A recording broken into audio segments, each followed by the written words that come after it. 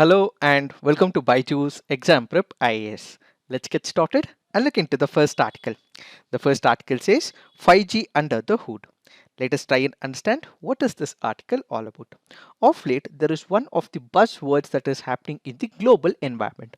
What is it? That is about 5G. You have number of companies working on the 5G technology and development. You also have clashes between countries as well. You have one of the companies called as Huawei, which happens to be a Chinese company. This company is also testing the 5G technology, but in the name of eavesdropping, in the name of hacking, in the name of sharing the information from one country to the Chinese government, it has also been barred in number of countries like United States of America, Australia, United Kingdom, so on and so forth. So what are we speaking about? We are speaking about the 5G technology, which is the new buzzword. Now the question is, what is this 5G technology? Why are we discussing now? What is the present context? We have the Prime Minister Narendra Modi, who recently inaugurated the country's first indigenous test bed. What is this test bed? Basically, you have a particular technology, which is the 5G technology. This has to be tested in an environment. So making sure that we have the adaptable environment to test all these tools, equipments and mechanisms with respect to the 5G technology is what is called as test bed. So in India, we have recently developed the first indigenous test bed to help support the ecosystem surrounding the 5G. If we do not have this test bed, then we may have to have all these startups and industry players travel to some other country, test their equipment and the 5G technology in some other country. But now since we have this test bed in India, they would be able to test their equipment and test for their speed, efficiency and issues concerning the 5G technology in India. So to test and validate their products locally and reduce the dependence on the foreign facilities, what we have is test bed, which is present in India. So what is this 5G test bed? So if there is a startup or a company which wants to test its equipment, efficiency, speed with respect to the 5G technology, they can do it in one of the environments established in India. Now what is this 5G technology? How did it come into picture? We have to look at the historical picture. When we go back to the historical picture, back in the 1980s, what we had is first generation equipment. What is this first generation? Basically, you would have the mobile phones. These mobile phones were only used for making the calls. So you would be able to speak to another person. So there is only voice that you would be able to speak, which is called as the first generation. So the first generation is where you would be able to communicate with another person only via the voice calls. This is called as the first generation. Then in 1990, what we have is the second generation equipment. What are the second generation? This will have mobile voice calls along with the SMS. So in addition to the voice calls that you would be able to interact with another person, you also had a new provision, that is sending the SMS or the message to another person. Then in the 2000s, what we had was the 3G, which happens to be the third generation, which includes mobile web browsing as well. So in 3G, what you were able to do is browse as well, but the speed was comparatively less. And then in the 2010, what we have is the fourth generation, where mobile video consumption and high data speed came into picture. Currently, most of us would be using the 4G connectivity. So what is an advantage of the 4G connectivity? In comparison to the third generation, the fourth generation is comparatively at a faster pace. You would be able to download videos within a faster pace, and you would be able to read an article, access the internet, and everything is happening on a faster level, which is the fourth generation. And finally, now what we have is the fifth generation or the 5G, where the technology to enhance experiences and drive digitization of the industries. This also has implementation and applications in Internet of Things, artificial intelligence. If we are speaking about Google cars, so on and so forth, all of these technologies will require what is called as the 5G technology. So when we speak about 5G technology, what is it in detail? 5G or the fifth generation is the latest upgrade in the long-term evolution mobile broadband networks. This has three important bands. One is called as the low band, mid band, the third is the high frequency spectrum, all of which have their own uses and limitations. First, let us look at what is this low band spectrum with respect to the 5G technology. When it comes to the low band spectrum, it has shown great promise in terms of coverage and speed of internet and data exchange. The maximum speed is limited to 100 Mbps. This means that they can use and install it for all commercial cell phone users and have specific demands for high speed internet, but the low band spectrum may not be optimal for specialized needs of the industry. So this happens to be a low band spectrum. So we have three different spectrum. One is the low band spectrum, followed by the mid band spectrum. Finally, what we have is the high frequency spectrum. So when it comes to the low band spectrum, what they have is the speed levels which can reach as much as 100 Mbps. Then we have the mid band spectrum. What is this mid band spectrum? It offers higher speeds compared to the low band. So if low band is offering you 100 Mbps speed, then the medium band spectrum will offer you a much better advanced speed as well. But the limitations is in terms of coverage area and the penetration of signals. When it comes to the low band, it had much better penetration, which means the distance was much better and the interference was also comparatively less. But there is an advantage and disadvantage. The advantage is that mid-band spectrum is offering you much better speeds. But what is the issue? The issue is the distance. So when you compare the low band spectrum with that of the mid-band spectrum, the coverage and the distance it would be able to cover is comparatively less in the mid-band spectrum. Then we have the high band spectrum, which offers the highest speed of all the three bands but has extremely limited coverage and signal penetration strength. So as we go from low band spectrum to high band spectrum, what we have is increase of speed, but this also means that the connectivity or the distance that it covers also starts dropping when you consider from low band spectrum to the high band spectrum. So the internet speeds in the high band spectrum of 5G has been tested to be as high as 20 gigabits per second. So the speed has increased, but the problem is the coverage and the distance and the interference is comparatively more when it comes to the 5G technology. So what are the specifications when it comes to the 5G technology? When you consider the 5G technology, it is based on 8 specification requirements. One, it should have the coverage. Second, there has to be 90% reduction in network energy usage, up to 10-year battery life for low power IoT device, up to 100x number of connected device per unit area, 1000x bandwidth per unit area, 1 millisecond latency, and up to 10 gigabytes data rate, 10 to 100 times improvement over 4G as well as the 4.5G networks, and 99.999% of availability. These are some of the specifications when it comes to the 5G technology. What are the advantages? What are the pros of the 5G technology?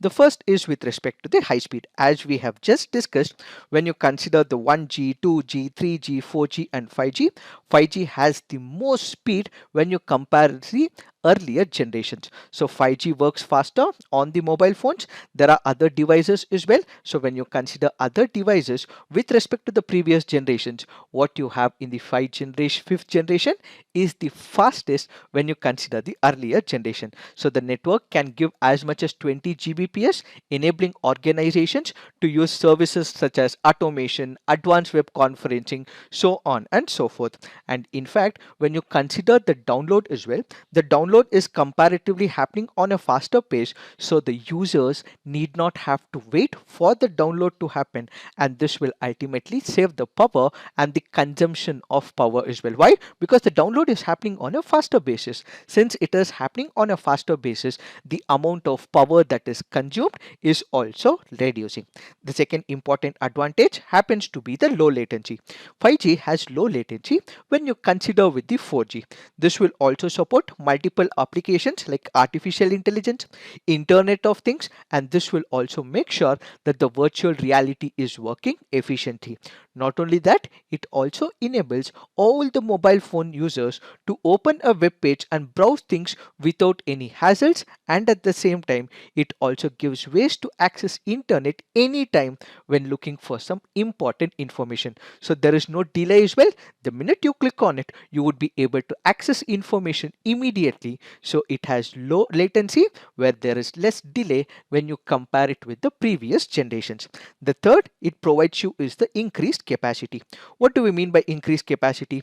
5G has the capacity to deliver 100 times more speed or capacity than the 4G. So it basically allows companies to switch between cellular and Wi-Fi wireless strategies that will help them to experience much better performance, and it also provides higher efficiency in comparison to the previous generations. Then it will also provide more bandwidth as well. One of the main advantages of the 5G technology is it provides much better bandwidth, and this will also mean that the data transfer will be as soon as possible. So the mobile phone users can ensure a faster connection with more bandwidth after they start switching from the 4G technology to the 5G technology. This also allows a particular industry or the organization to power innovation as well. As there is more speed, they would be able to engage more with their equipment, and as a result they would be able to connect to different types of devices like the drones, the sensors, so on and so forth, ultimately provide more applications to the people. And finally, there'll be less tower congestion as well. What do we mean by less tower congestion? When you consider the 4G cellular networks, they often get congested. This will have problems with respect to the data transfer. But when it comes to the 5G networks, it allows the user to avoid them because there is much better speed and more bandwidth. So they would be able to share more data. Congestion is less when you compare 5G with 4G. These are some of the advantages or the pros when it comes to the 5G technology. However, it has its own share of challenges, disadvantages, or you can call it the cons of the 5G. What are the issues? One, it has the limited global coverage. As we initially discussed, we have the low, mid, and the high band. When you consider the major disadvantage of the 5G technology, it has limited global coverage and it's available only in the specified locations. When you speak about 5G, where is it being tested? It is being tested in the urban areas. If it has to come into reality, it will take a long number of years. It might be 5 years or 10 years down the lane. So if you are speaking about introducing the 5G, it may be introduced only in specific pockets, only in urban areas. Only few people would be able to extract the advantage, and it is only in the later stages that it will spread across the entire world, even to the rural areas. So the first initial challenge for the initial few years would be that it is only being present in the urban areas and wherever it is being tested, and not in the rural areas and the remote pockets. This is the main first challenge with respect to the 5G. The second is with respect to the decreased broadcast distance. What happens? Although 5G works at a very high speed, it won't travel as far when compared to the 4G.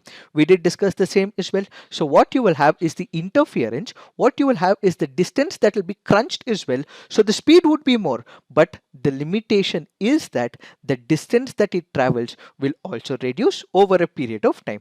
We did discuss when it comes to the downloads, the speed is comparatively more, but when it comes to the upload speeds, it may not be actually meeting the expected as standards. So the major problem is the download speed is much better, but when it comes to the upload speeds, it also means that it may not meet the intended standards. And as a result, if we have to speak about the upload speeds, what you also have to develop is much better battery technology, because this will use a lot of battery for the same as well.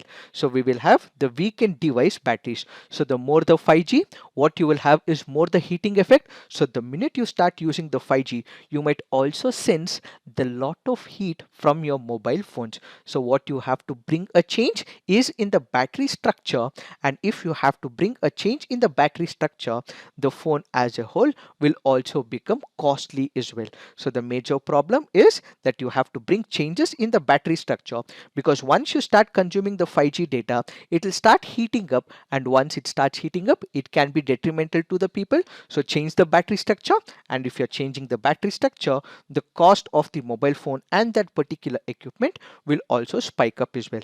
The fifth major concern is with respect to the cyber security. Cyber security is one of the major drawbacks of the 5G, because this may result in hacking as well, and lack of encryption in the connection process will also mean that people would be able to hack it, and ultimately there can be data leak that may happen in the 5G technology. In order to overcome this particular issue, there has to be some measures which have to be taken. One is the consumer education, which is necessary for enhancing the security and efficiency of the 5G. Then efforts should also be made to improve the security, where you have to ensure that there is proper encryption in the 5G technology, and keeping all the Internet of Things devices updated, and whenever there is a security patch, the same will have to be updated to overcome the problems of the 5G technology, as this will provide the optimal results. So going forward, what is that we have to focus on? We have to keep continuously working on the research and development, and if need be, this technology has to be updated with the evolving nature of the technology. One, we did see that all these challenges are present, so what we have to do is to continuously progress, keep updating, so that all these challenges can be addressed. It is this that we have to understand with respect to this article. Now let's look into the next article. This article says building peace and prosperity with strong BRICS. The article here is speaking about BRICS. When we speak about BRICS, what does it stand for? It stands for an acronym of about 5 countries. Which are these countries? We have Brazil, we have Russia, India, China, as well as South Africa. So when you go back to the year 2001, the term BRIC was introduced by British economist who happens to be Jim O'Neill, who was then the chairman of Goldman Sachs Asset Management in 2001, when it became clear that Brazil, Russia, India and China were the emerging global financial giants. So he realizes that it is not the United States of America or the Western powers like the United Kingdom or France, Germany, which will rule in the near future, but it is the emerging markets which will be ruling the economic markets. So he says that when it comes to BRIC, which stands for Brazil, Russia, India and China, the emerging markets will be the future when it comes to controlling the trade and economics, according to Jim Neal. In 2006, these 4 countries began to have regular meetings from 2006.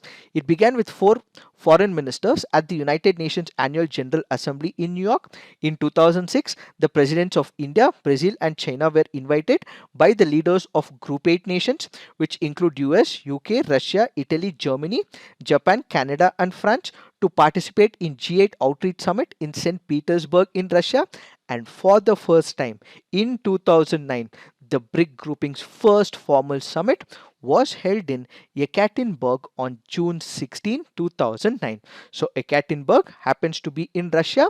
So the first formal summit happens in the year 2009. 2010, BRIC became a formal institution. With this formalization, BRIC had become a formal force for global political and economic transformation. So what was BRIC until 2010? In the year 2011, subsequently after discussion in 2010, what we have is a new country in the form of South Africa, which become part of BRIC, and then it becomes BRICS. So in 2011, South Africa became a member of the bloc. In 2011, as the only African country in the bloc, South Africa also represented the voice of the African continent. So initially it was BRIC, and over a period of time in 2011, South Africa became part of this organization, and ultimately what we have is BRICS, which comes into existence. One of the important factor from the preliminary examination point of view is BRICS is headquartered in Shanghai. When it comes to the chairmanship, how does it work? The chairmanship of the forum is rotated annually among the members, and that is in accordance with the BRICS. So the first will be undertaken by Brazil, followed by Russia, followed by India, China and South Africa. So the rotation of the chairmanship is on the basis of the very name in itself. How does the BRICS work? Basically, if you are speaking about BRICS, what we also know from the diplomacy is that there are three tracks of diplomacy.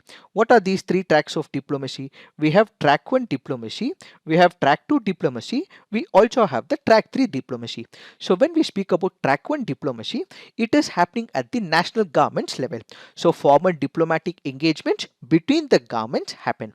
So when it comes to BRICS, as part of track 1 diplomacy, you have the national governments which directly engage. So the governments of the representative countries, that is Brazil, Russia, India, China and South Africa, they interact with each other. They discuss what should be the modus operandi in the near future, and they also discuss what should be an agenda. So as part of the track 1 diplomacy, the governments come into picture. They start discussing about what should be the future course of action.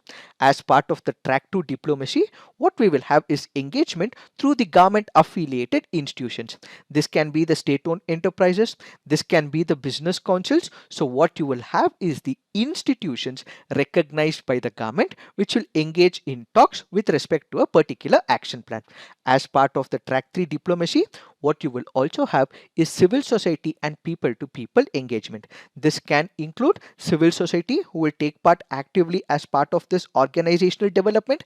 You will also have people to people engagement as well, cultural events that are held as well, and ultimately these civil society and the people together also enhance the cooperation in the BRICS. So basically, if we are speaking about BRICS, it is nothing but an acronym for about 5 countries, where these 5 countries have come together and they plan to encourage some of the economic as well as security related cooperation. So in this article, the author currently goes on to say that it is not just about what has happened in the past, but we have to ensure that certain other measures are taken in the near future.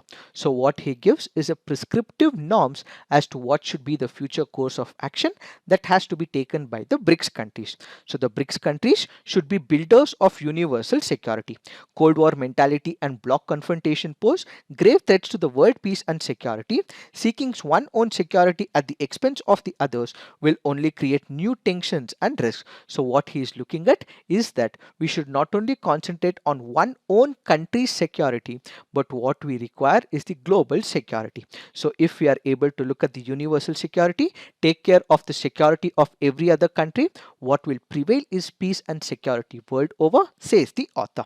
BRICS countries need to strengthen political mutual trust, security cooperation, maintain communication, coordination on major international and regional issues, accommodate each other's core interests and major concerns, respect each other's sovereignty, security, developmental interests, oppose hegemonism and power politics, and work together to build a common global community for the security of all. So once you understand that universal security has to be provided, in case there are few concerns for a particular country, the same will also have to be looked into. And when you consider the security of the country, you also have to give importance to the sovereignty of the country. You should not integrate or deal with the internal affairs, and you have to make sure that the developmental ideas of these countries are also taken into picture. And at the same time, if there is a particular country which is acting in a hegemonic manner, trying to dominate, trying to superimpose its imprint on any other country, such should also be opposed, says the author. BRIC countries should be contributors of the common development. The COVID-19 pandemic threatens to derail the world economy. The irresponsible macroeconomic and monetary policies of certain countries have aggravated the uncertainties and imbalances of economic recovery. The COVID-19 has hit major countries of the world. So if we have to overcome, what we require is a plan, and for which all the countries will have to come together so that the economic recovery is on a faster pace, says the author. Then the author speaks about the health parameters.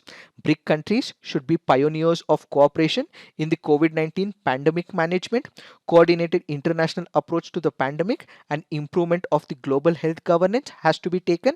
So because we are all in it, because COVID-19 has become a major menace, all of us will have to cooperate, coordinate, so that that we can bring an end to the COVID-19 issues related to health. A governance philosophy where the BRIC countries should be leaders of global governance. Global challenges are emerging one after the other. Only by coordinating global actions can we properly cope with them, says the author. So it is not just the importance of one country, so all the countries will have to come together, and what we require is the global governance policy which we have to undertake, says the author. Finally, what we have to focus is on BRICS Plus. This particular concept was mooted by the Chinese Foreign Minister Wang He back in the year 2017. What do we understand by BRICS Plus? Basically, this means that you have the BRICS countries, then we will also take into consideration other countries as well.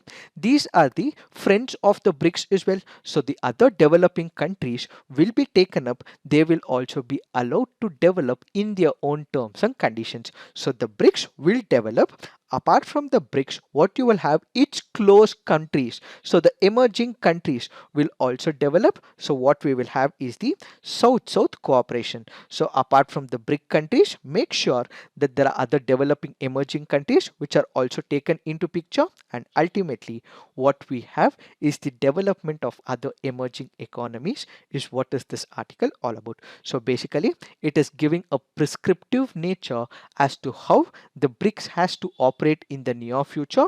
One is to come up for the universal security, prevent the terrorism related issue, respect the sovereignty, work on the economic front. If there are issues on the health front because of the COVID-19, the same will have to be worked about by the global integration approach. And what we require is a governance philosophy for the entire globe, which should not just be restricted to a single country, is what is this article all about. Now let's look into the next article. This article says reservation in public employment. The article here is speaking about reservation.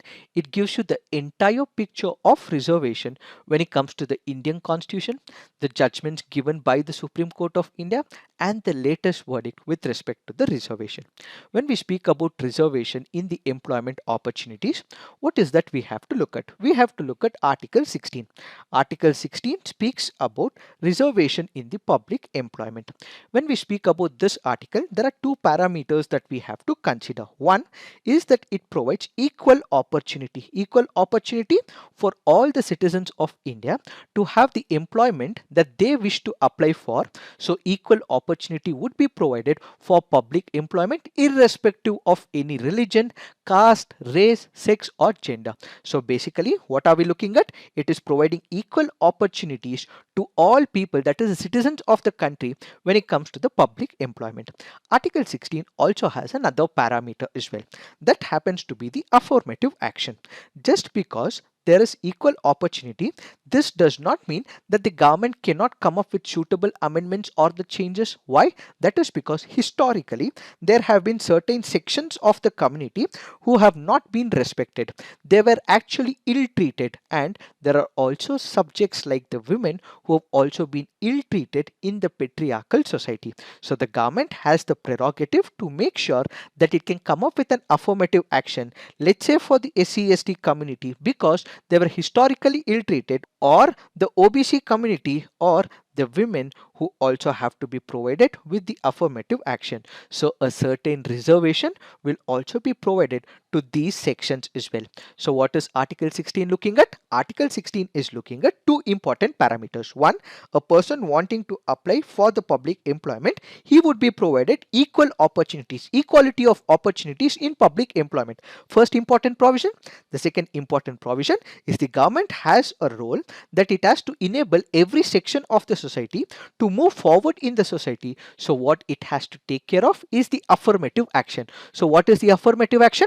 Because there has been grave injustice that has been committed in the past, a certain section of the people would be provided what is called as the reservation. So it can be SC/ST community, or it can be the OBC, or it can also be the women as well, and this is on the basis of socially and educationally backward sections. And now if you look into how the reservation has progressed over a period of time, the Supreme Court has also given a clarification that reservation is not a fundamental right. This is done by various pronouncements given by the Supreme Court of India, and it has also reiterated the same in the Mukesh Kumar and another versus the state of Uttarakhand and others, where it has clearly said that reservation is not a fundamental right. So what you have is equality of the opportunity only in some exceptional cases. If the government so decides, because of the ill treatment that has happened in the past, or to provide certain representation, the government, if it wishes to, can come up with suitable enabling provisions. So equality of opportunity is given in Article 16 of 1, and at the same time you also have enabling provisions as well. You also have classifications as well, like the SC/ST, women, so on and so forth. So you cannot ask the government to declare that this reservation is a fundamental right, but that is the prerogative of the government. The government, if it wishes to, can come up with its own classification, says the Supreme Court, and has clearly classified that reservation is not a fundamental right as per Mukesh Kumar and another was the state of Uttarakhand and others in 2020. Now let's go back and turn the history books.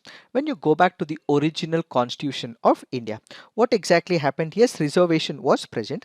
The reservation was basically for the SC/ST community.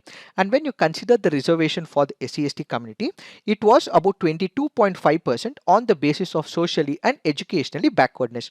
But then there was one of the commissions that was appointed. This commission is called as the Mandal Commission. So the Mandal Commission looks into the entire length and breadth of the country. It also recognizes that it is not only the SC/ST community who have been historically dealt with injustice, but there are other set of people as well. This is what is called as other backward sections of the society. So these other backward sections of the society will also have to be provided reservation, said the Mandal Commission. So we already had reservation for the SC/ST community, which was as much as 22.5%. So the Mandal Commission goes on to say that these OBCs or the other backward classes will also have to be provided reservation, which is about 27%. So when you add 22.5% along with 27%, it is less than 50%. So the Supreme Court of India goes on to say that yes, these people are also entitled to reservation, but when you're giving this particular reservation, it should not cross the 50%, says the Supreme Court of India. So in the Indra Savni judgment, the 9-judge bench upheld the constitutionality of 27% reservation, but also put a ceiling of 50% unless exceptional circumstances warranting the breach. In this particular case, the Supreme Court clearly classified that for all the reservation for the SC/STs and the OBCs, it cannot cross 50%. The other 50% should be for the general merit candidates. Then something else was happening as well. The government was planning to introduce the constitutional amendment. Why? That is because when you consider the original constitution was only speaking about providing reservation to the SC/STs, but it did not speak about what is called as the reservation in promotion.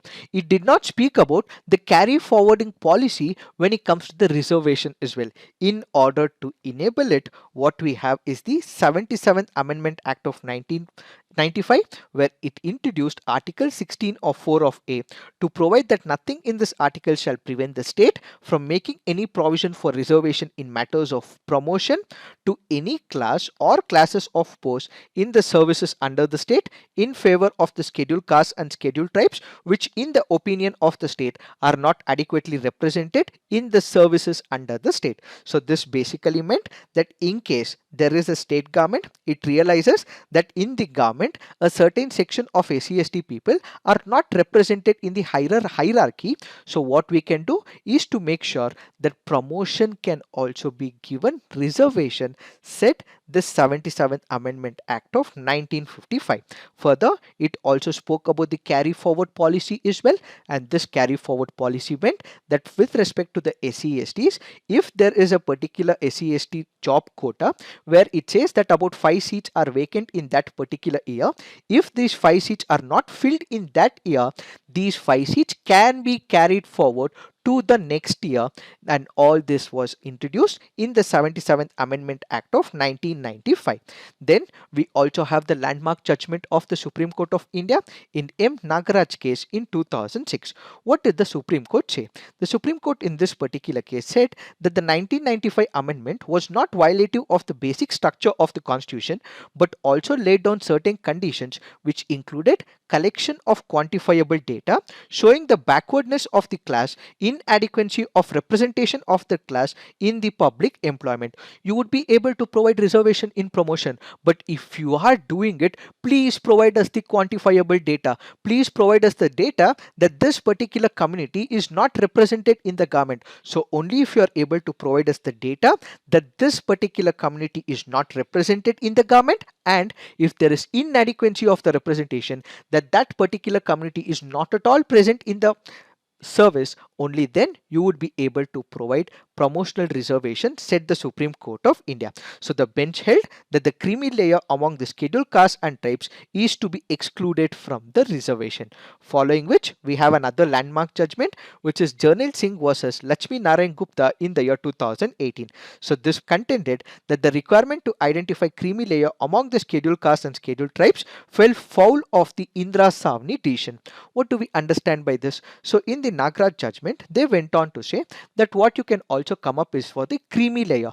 What is the creamy layer? If there is a particular person whose dad or the mom happens to be a Group A or the Group B service person, or if they have an income which is over 8 lakhs or as prescribed by the government, in that particular case, the person falls under the creamy layer. And it also says the Constitution invalidated the requirement to collect quantifiable data in relation to scheduled castes and scheduled tribes, but upheld the principle of creamy layer in relation to scheduled castes and scheduled tribes. Finally, we have the Constitution 103rd Amendment Act of 2019, where it provided 10% reservation for the economically weaker sections. This basically meant that it has breached the 50% mark, but this is currently being heard by the Supreme Court of India.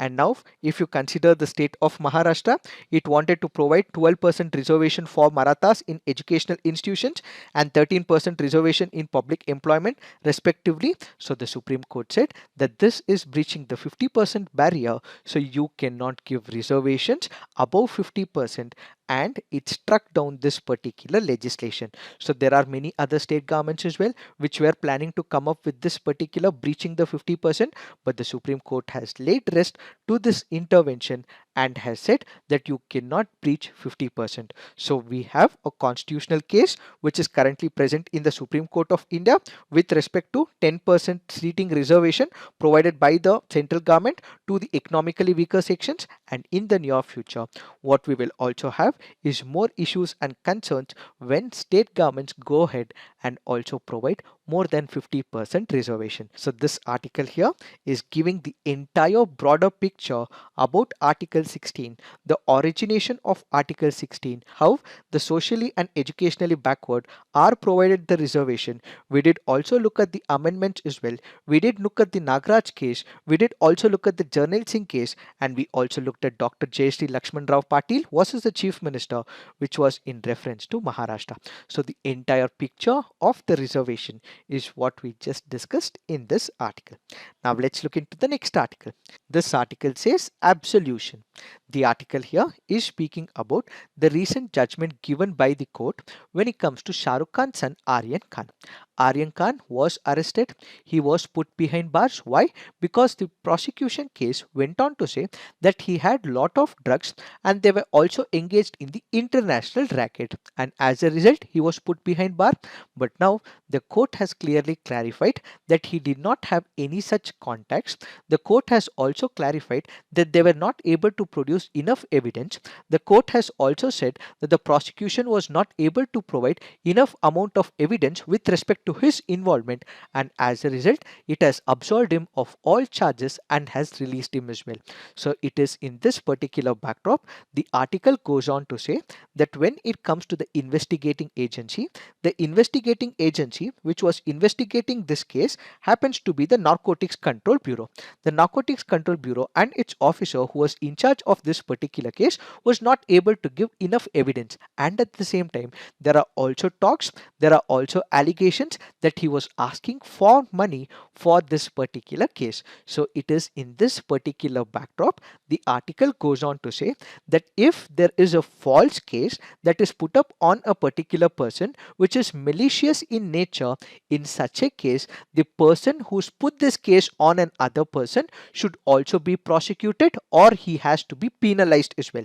So the government going forward should come up with a legislation, should come out with a legal framework for compensating those jailed without proof. Shah Rukh Khan's son was put behind bars. He was absolved of all charges because he had the money. He was able to come out. What about those people who do not have the money? They will be languishing in jails, and when you do not have the proof, these people will continue to languish in jail, violating Article 21, which is about liberty. So the article in this particular case goes on to say the government should come up with the suitable legislation that in case there is no proof, and if it has got something like malicious intent, then in that case this person who has filed this case continued with the investigation should also be prosecuted. When it comes to the constitutional courts, they exercise vast powers, sometimes even to award monetary recompense, and they also have the remedy of civil suit that is available in law, but this happens to be a time consuming process, so the government should provide a legislation in picture.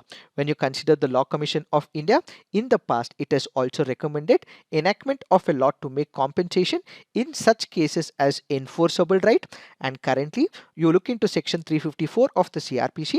It provides for a penalty fine to be imposed on a person on whose complaint a person is arrested without sufficient grounds. Such provisions should be expanded to cover just compensation by state for unnecessary arrest. So going forward, one, the person who is conducting this malicious investigation, if he has the malicious intent, that person should be prosecuted, that person should be penalized is one of the recommendation, and added to it the government should also compensate such person who has been victimized in this case, says this article. So in case there is a malicious investigation and if it is proved in the court of law, all these issues and concerns will have to be addressed, is what is this article all about. Now let's look into the mains practice questions. 5G communication offers numerous advantages along with increased capacity, lower latency and energy efficiency. It is expected to significantly improve and enable new applications while giving a fillip to artificial intelligence and Internet of Things. Discuss in detail. Next question. A stronger BRICS can help foster global peace and prosperity. Analyze. So please write all your answers on the comment section. Peer review. Do give positive feedback to your friends' answers, and in case you wish to upload an image, you can visit our website, upload an image and discuss with your fellow pals as well. So this is it for today. Thank you for watching. All the best.